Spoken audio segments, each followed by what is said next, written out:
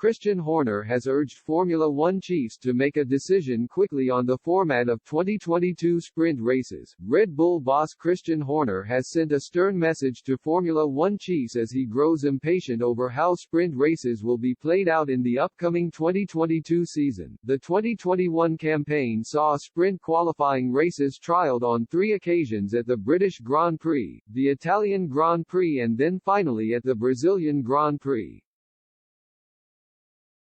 The changes were brought in to liven up qualifying last term, and ahead of 2022 the sprint races are set to be doubled, and up to 6. However, whether this switch-up goes ahead or not remains up in the air, with leading constructors Red Bull and Mercedes reportedly waiting on £3.7 million in funding to account for the new-look races.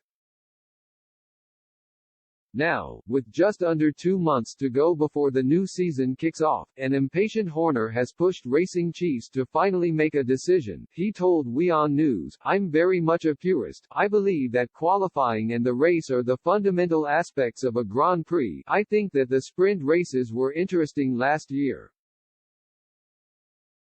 I think the format wasn't perfect, but if you don't try something you don't know, and I think there are things that could be done to make it more exciting, to make it more interesting, but it's getting quite late now and we're going to need to have a decision pretty shortly." The sprint races were brought in 2021 to add more interest into Saturday qualifying. However, one thing that was definitely not lacking in Formula One last campaign was excitement.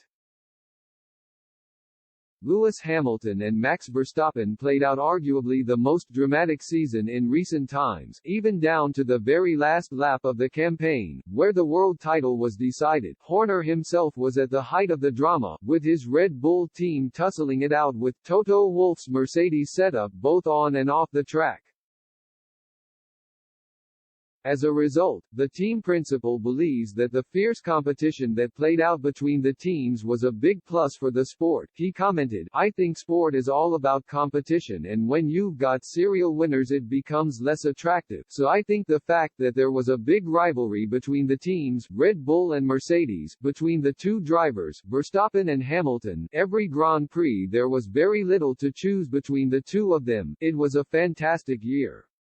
It was the best year I think Formula One has had as a sport for probably 30 or 40 years.